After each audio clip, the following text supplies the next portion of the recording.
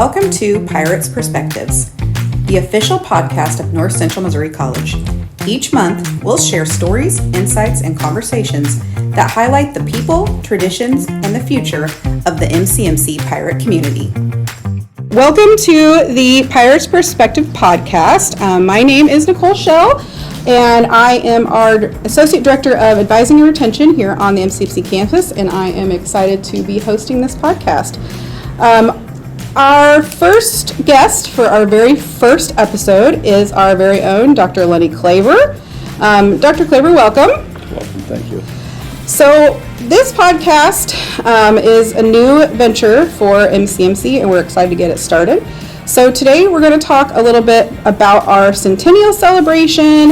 We're going to talk about our new strategic plan and just some general NCMC information. Dr. Klaver, as our first guest, what excites you most about starting this podcast? Well, that I was luckily chosen to be the first. So the guinea pig is on the mic right now, and I think it's going to be a lot of fun. I know that during a centennial year, it's nice to hear a lot of voices, and I feel privileged to be the first. Well, we're glad you're here. This is an experiment for all of us, and we're all excited to do it. I've never hosted a podcast before, but I've done a lot of talking, so I think that I can do this. So we'll start by talking a little bit about the centennial celebration. Of course, this is NCMC's 100-year birthday. We've already had some really cool things that we've been doing, but tell me, since we're celebrating this milestone, what does that mean to you personally? Well, I think only that I am the president in office while the 100th year is happening. I just so happen to be that president by virtue of my years and my experience here and the 100th year anniversary. So personally, I guess it's just an honor and privilege to have the opportunity to oversee the events and all of the excitement of the 100th year, especially as we're looking at the potential of another record enrollment this year. There's a lot of upbeat feelings and voices on campus already. So I feel very, like I said earlier, very privileged in order to have this opportunity. I would definitely echo that. I've seen the excitement on campus already from the both faculty, staff, and the students. It's very exciting. So for the college as a whole, do you think that sentiment? Yes, I do, and I think as a whole, it's extremely important. I know NCMC's been around a long time. 100 years is nothing to sneeze at, and I believe we are the third oldest community college in the state after Metro and Mineral area. I didn't know that. So, we in little old NCMC is still kicking and going strong and growing, as opposed to some of the others that have had a little bit more difficulty with enrollment. So we've got it going here, and it's fun to be a part. We do. It's been awesome to see the growth we've had in the last couple years. So when we look back at the college's history, what are some defining moments that maybe stand out to you? Well, it's easiest for me to find the last 10 years. Right. But before that, obviously, the fact there was a charter and the formation of a junior college here in Trenton, the small beginnings and the growth over time, probably since the 75th anniversary, which was a pretty big deal. And we have the history book by Tom Brown written on that. And since that time, the switch from TJC to North Central Missouri College in name, the broadening of the scope of the college from really Trenton and about around 4 or 5 surrounding counties to 16 counties of coverage, as well now 17 with the addition of Buchanan County a few years ago, and building the satellite campus in Savannah, seeing the growth of our programs, getting through COVID with some great fluency in terms of meeting the challenges.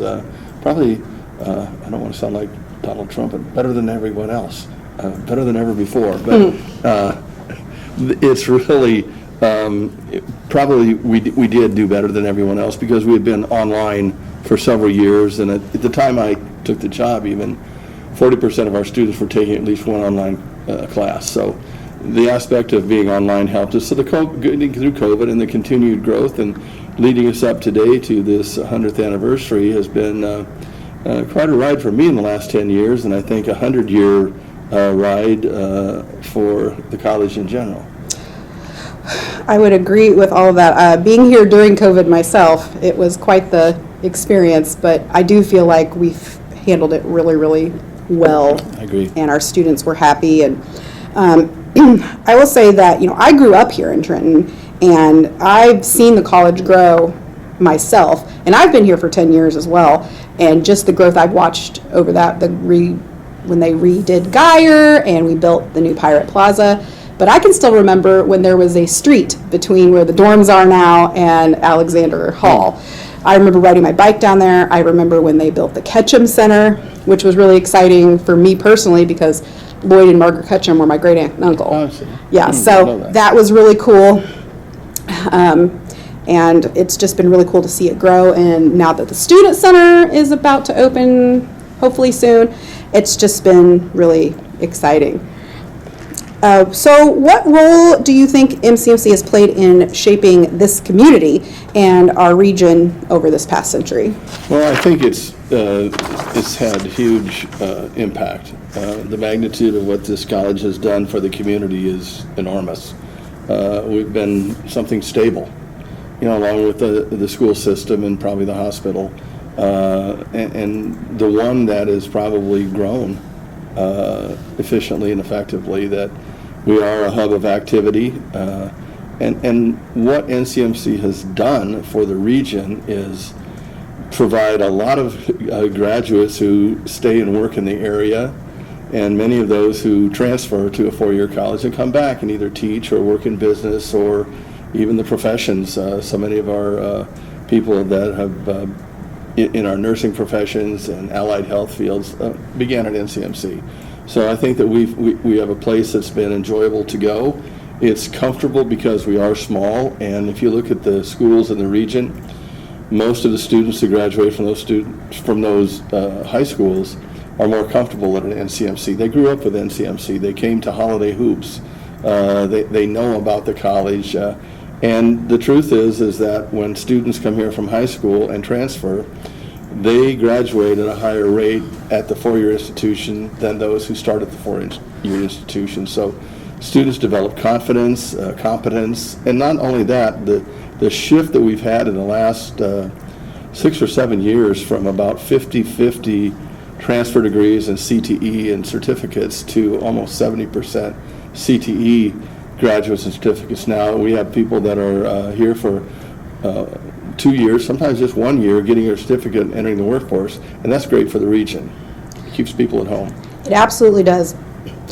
So as we are celebrating 100 years, what do you hope that people, including students, alumni, the community, take away from our centennial year? Well, just the respect for an institution of higher learning that has persisted and grown. So many smaller schools have gone under, and that we haven't been absorbed by a larger community college, that we stand on our own very well. That we do have those elements of access. We are a place to go, a place to work, a place to learn, a place to come to recreate and see sporting events and such.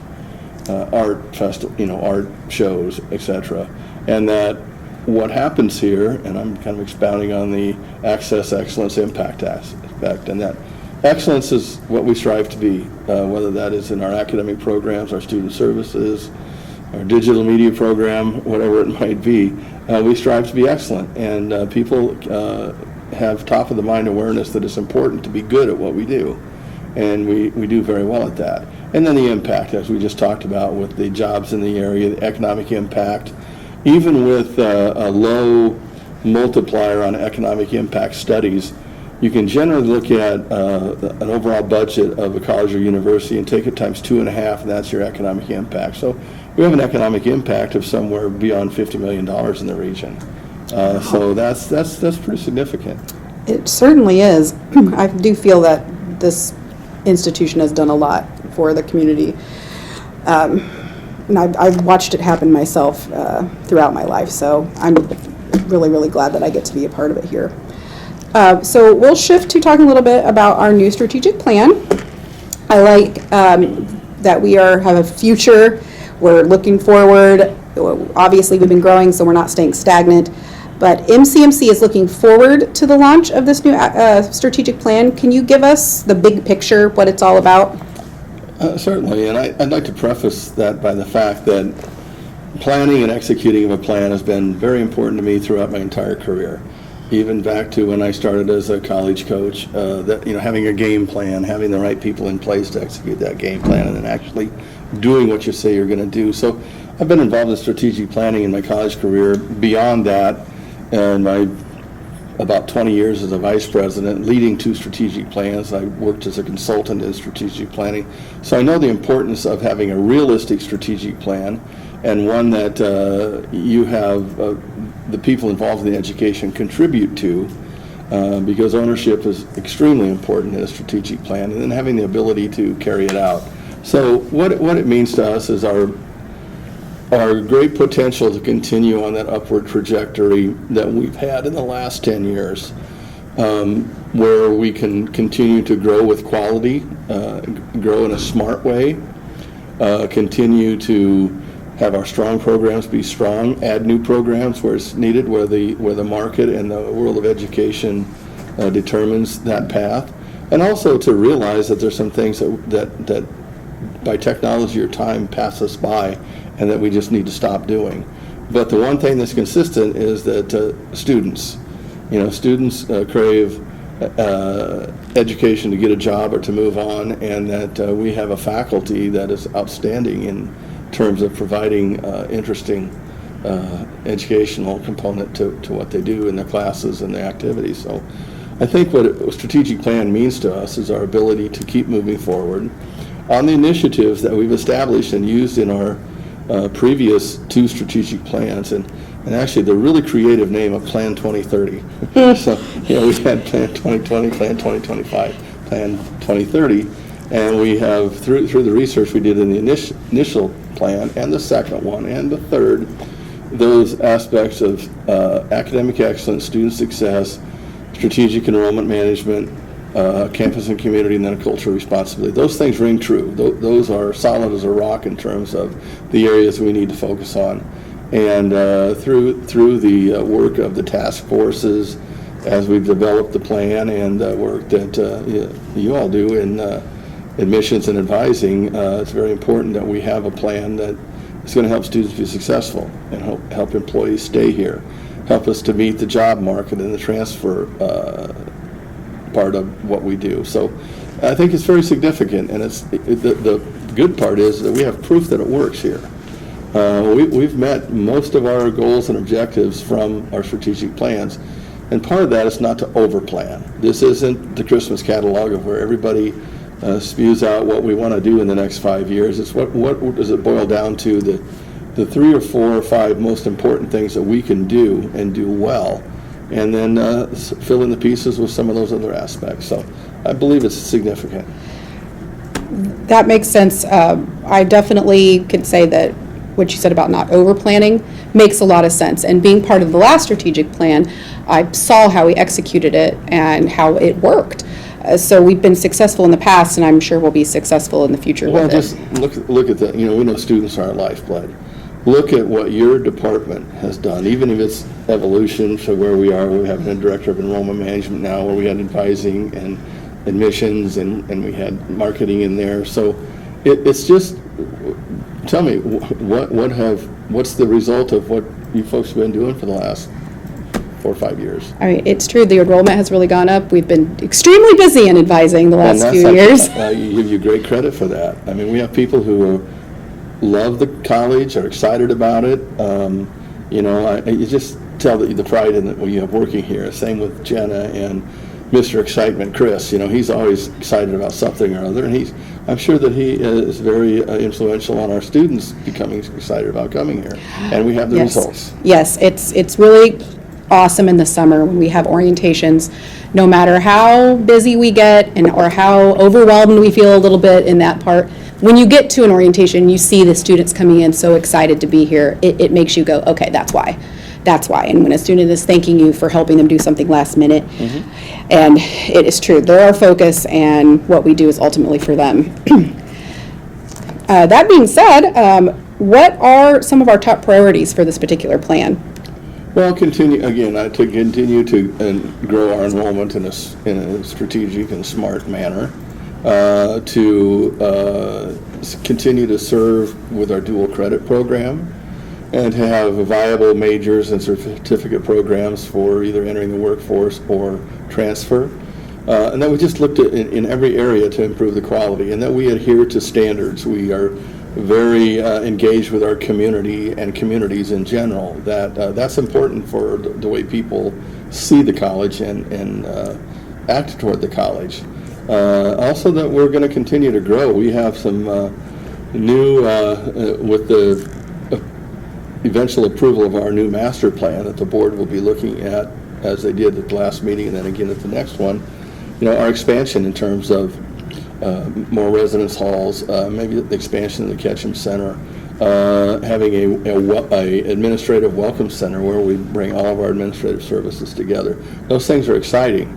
So we're not going to sit on our laurels. We're going to continue to move forward and realize that the way to keep our enrollment strong and people interested in the college is to show growth. Now, if you look at the campus now, as I did 10 years ago, and as you did 10 years ago when you started, and growing up, and Jenna, you remember also that what a difference.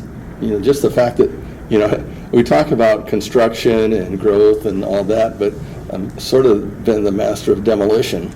That we've bought, I think, 15 or 16 properties surrounding the campus, and basically torn most of them down to make room for expansion and to make it look better in the neighborhood.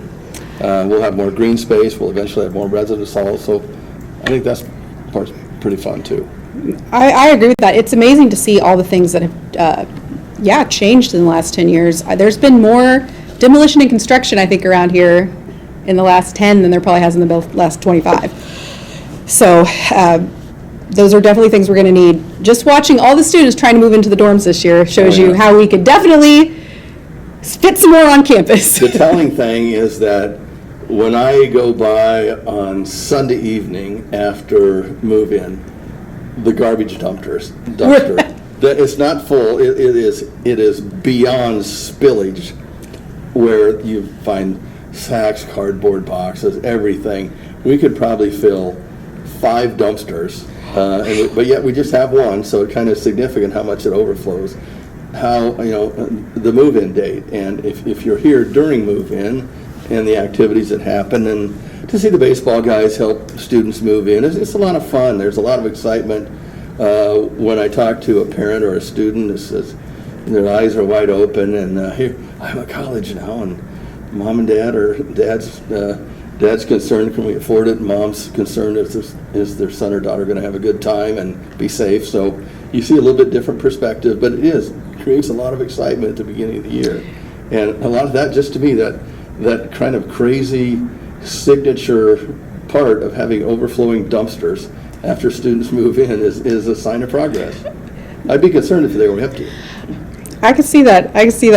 It is really fun to see them get on campus and start to have a good time and make friends. And we have them coming in and asking, where am I supposed to be going? And they all bunch up and have a friend. I think that they're really good around here. Our ambassadors have been great about showing students around, and the culture is just really, really great this year, I feel like. So if we could fast forward to 2030, what would you love to see as our headline achievement? NCMC continues to grow in size and quality.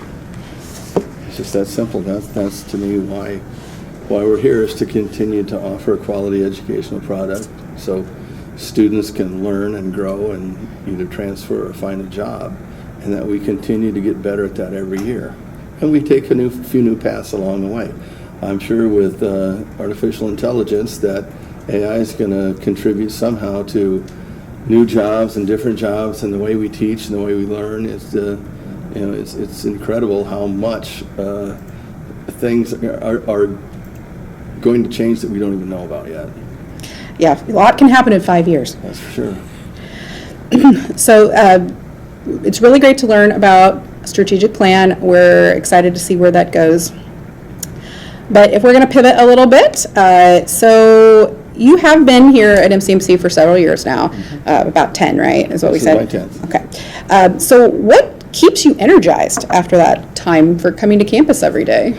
I don't know. I've always been a person who, the best time of my life was as a student. Don't take that the wrong way, but as a student, all the way through my master's and doctoral degrees, is that I love learning and I love students, and I think there's part of me that I want to continue to share that. And although it's in a different role than being in the classroom or running a specific program, my job is to make sure that we have a good plan, we're going in the right direction for what the college should be doing, that we are looking out for the best interests of students, that we're being progressive in our academic plans, and that we're providing everybody with the resources to do that. If you look at what we've done in terms of the resources for facilities, the last few years in particular, how we've been able to boost pay for retention of faculty and staff.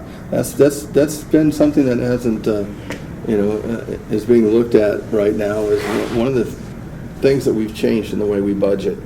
When I first got here, the budget had been continuing to go along in the same way. We look at what it's going to cost for all our programs, and then we look at the possibility of employee compensation after that.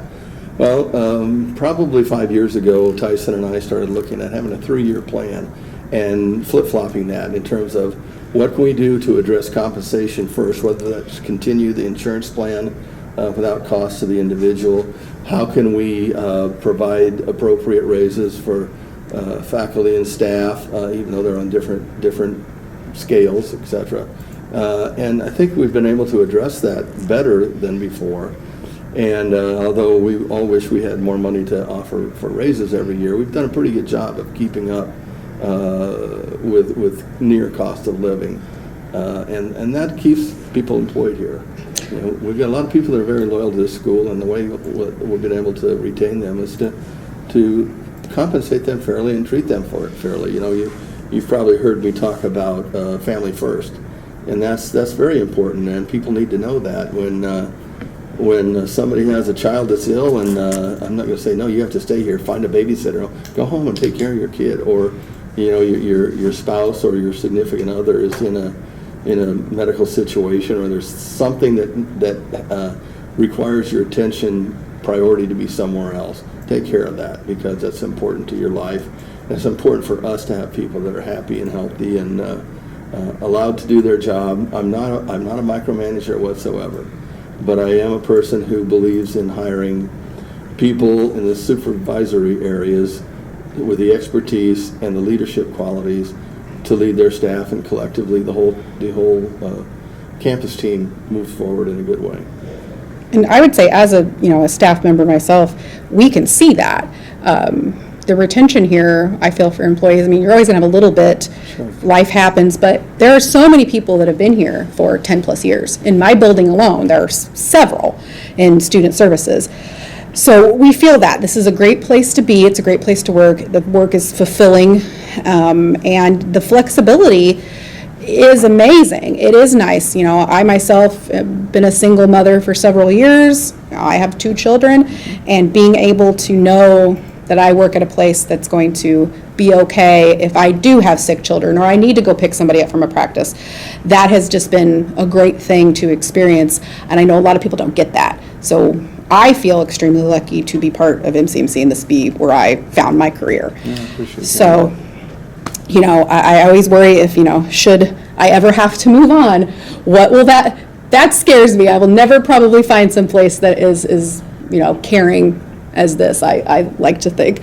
So I'll add to that too, and this just popped in my head, that we have a board that's been consistent. We absolutely do. And our board has the same mindset. Let's take care of our own. And they've been very supportive in what we've done for planning, what we've done for our strategic moves, and I'm very big on hiring internally, that we have people that are familiar with the institution, ready to move up, and then backfilling with new employees behind that. And that's taking care of your own. It's taking care of our family, our NCMC family, and I think there's a lot of pride in that. And I know that's something I have a lot of pride in. if I was a president at some of the places I've been before as a vice president, we couldn't do this.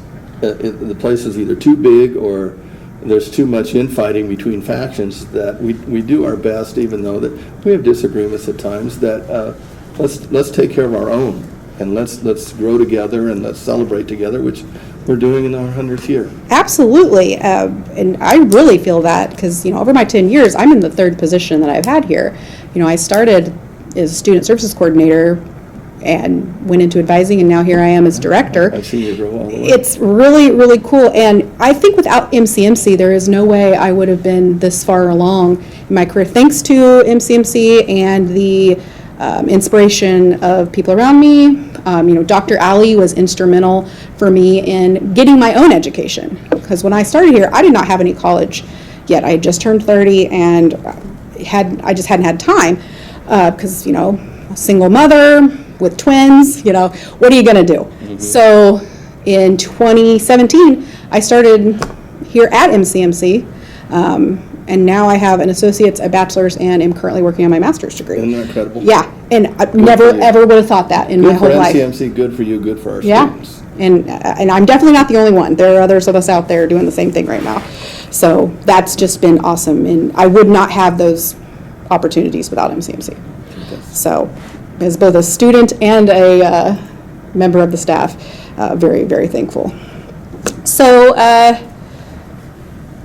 what is one thing about the NCMC students or faculty that just really always impresses you? We're not phony. Yeah. Honestly, we're real people. We are. We're real people, real lives. We like to learn and laugh and have fun, and I wouldn't want to be at some place that isn't any fun. True story. How lousy would that be? We're real people. We have real lives, and we have things to celebrate in our lives and things to be concerned about, and so forth. It's just the genuineness of the people, that we don't have phonies here. I've been at places and I've worked under phonies, and it's just incredibly difficult. But again, this is a great place for me personally. I'm a farm kid. Grew up. I went to a community college. I have had great opportunities along the way for both academics and when I was an athlete that I wouldn't have had otherwise. And I see that in our students here. We are the place you come where otherwise you might not have that opportunity.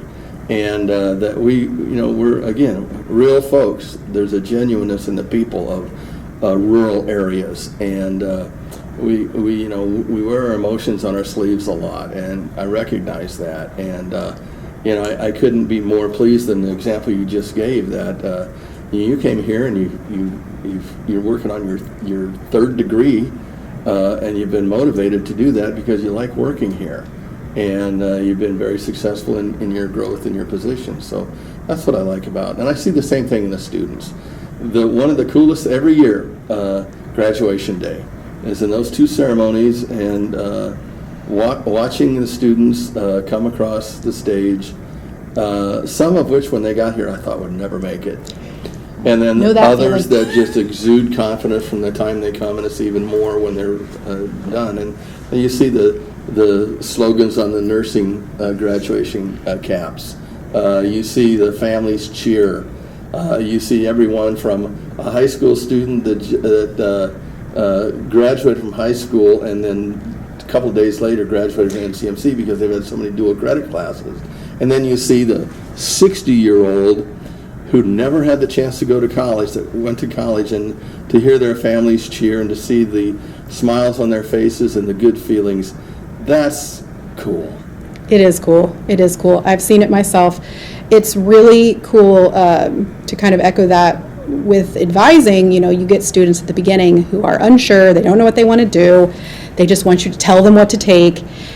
And through, a lot of conversations and, trying to encourage them, you find the ones that get it. And they're like, what, I can do this. I can do this. I have a very distinct memory of an international baseball player that was very, very nervous about his math class. And he came to me, he said, I don't know if I'm gonna do it. And I said, I think that you can. You got one more test, you're gonna kill this.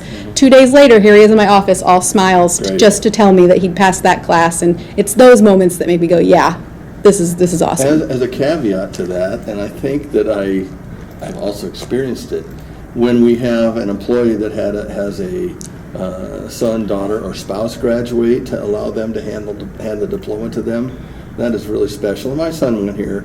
He was a freshman when we moved here, and so after his sophomore year, graduated and then went on to four-year college. But just I guess the pride that I felt and that I feel every time somebody has a student or spouse graduate, just what a milestone that is for them personally and for their family. Just look at what education. This is an old adage, but education, raising your level of educational attainment, all boats float higher. And it's true. You have more opportunity for jobs, for income, for mobility. Education is a good thing. It always is. So here is a fun question. Do you have a favorite spot on campus? Boy, that's a good question. It's hard to say. My time is spent in my office, a lot of it external, but I walk around campus. Whether I come through Alexander Hall or Geyer Hall or out to Barton. I think Barton is one of my favorite places because I have a farm background, and my dad, who passed on several years ago, would be proud of the fact that I'm at a college that has an ag program now. But probably just it's hard to say. There's so many great places on this campus. The renovation of Geyer, everything that goes on in Cross Hall, Hoffman Hall, the Ketchum Center, Savannah now. But I think, I feel really at home in my office, and I'm not, I don't have Velcro on my butt holding me to my chair. I get up and go around a lot, but I feel comfortable in that, where people can, anybody that comes along can come in and visit if they want to. And of course, it's also the site of complaints at times, which isn't the most fun, but I love our campus. I love the intimacy of our campus. I think the student center is going to be a favorite place for everybody. I agree. But it just in general, we have a place that there's a feel-good atmosphere here, so it's hard to choose a favorite place. But again, I suppose if I look, I spend a lot of time in my office in the off hours. I don't think a lot of people know I'm up here a lot at night. I'm up here usually Saturday morning, sometimes Sunday evening. But when you have a lot of meetings during the week, you don't have a chance to get your own work done in terms of your planning or your whatever we're doing. But I don't dread coming to campus. I like coming to campus. It is nice to be such an intimate campus. You don't have to, spend 20 minutes walking from building to building. Oh, yeah. The most rushing any of the students have to do is if you got a Barton class, and then you got to get back to campus or vice versa. But they seem to do a great job. But there are a lot of awesome places on campus. Our little garden between the dorms and Alexander, that's a great little spot I see students hanging out in sometimes. Isn't it amazing that the main administration building was a tire shop? Oh, I remember. Have you seen the Kenosha? The Kenosha. Geez, I'm dating myself here. The Trenton Tire sign. Yeah. That we have in there now that Randy found and hung in there, and also that you guys are in an old State Farm insurance building. That's true. And that our two of our residence halls look like Super 8 motels. So you've got a lot of things that are really unique about our campus. But then you look at the history of Geyer Hall, the way the Ketchum Center's remained modern. It does. That our Savannah campus, our new student center, our new residence halls are all state of the art. Oh yeah. But it's a unique place, that's for sure. The Savannah campus is delightful and amazing, and I love getting to go over there. Their facilities are so great. I also am a big fan of the library. I convince students to go hang out in there a lot. I know that there are some students, Dr. Caldarello has told me, that come through there every morning just to get coffee. And she says, I don't even know why we need a coffee shop. She's like, I'm the coffee shop. So. Well, thanks for that reminder, because I was remiss in mentioning the library. I mentioned Geyer Hall, but the hub of Geyer Hall is, that we've got all the classrooms and the offices, but the library. And if you go up to encounter Beth on the second floor, there's always a smile. There's always something positive. She exemplifies the good feeling of NCMC every time I see her. She absolutely does, and I will say her especially, but in the library in general, they really care. They want to give the best they can to those students, and it's really cool to see and hear about. I hear students say it. They'll say, I love going into the library. So the whole aspect of service above self and servant leadership is very, very present at NCMC, both here and in Savannah. And if anybody remembers what the library used to look like, it was like a sunken pit. So I don't remember that. But, oh yeah, you probably never got to see it. When I came, the Geyer Hall was during construction, and we finished that during the summer, basically. That's right, my I remember first that. year. But I think the library had moved to Hoffman somewhere. They moved it somehow. It's a little fuzzy, but the old library was literally that first floor, and it was sunken down inside. So it felt like you were in a basement. Used to be a gym before that? I think something like that. Chris Hoffman told me that used to be the gym on campus. And I'm sure Dr. Holcomb could tell you. Oh, I'm sure. So as we start this new journey with this podcast, is there a message that you would like to leave listeners with about being part of this pirate family? Well, just relish it. The fact that whether you're a student or an employee, this is a special place. And that collectively we're going to do all we can to continue to provide good education and educational services and career paths and friendliness. Nice is good, and I like to know when people have been nice to each other or helpful. There's so many instances just in the first week alone of helping students and helping a new employee find their way around. But just that this is a special place and it's a good place, and as long as I'm in my position here, which I just started a 5-year contract in July, that I'll continue to promote this place as a special place and one of the best places you can start your education anywhere. 100% agree with that. Well, that brings us to the end of our very first episode of Pirate's Perspective. So thank you so much, Dr. Klaver, for being our first guest. I think you really said a lot of things that will resonate with a lot of people, both on and off campus. Bring this out to the community. Hopefully we keep on keeping on. Thank you, Nicole, and I have to say I'm very impressed with your interviewing skills. Thank you. It's been fun. I did do career services for a hot minute, so okay. do a little interviewing. Thank you again. Thank you. Thank you for joining us for this episode of Pirates Perspectives. We'll be back each month with more stories and conversations from around the pirate community. So be sure to subscribe and share this podcast with your fellow pirates, both past and present. That's it for this voyage. Join us next month for more Pirates Perspectives.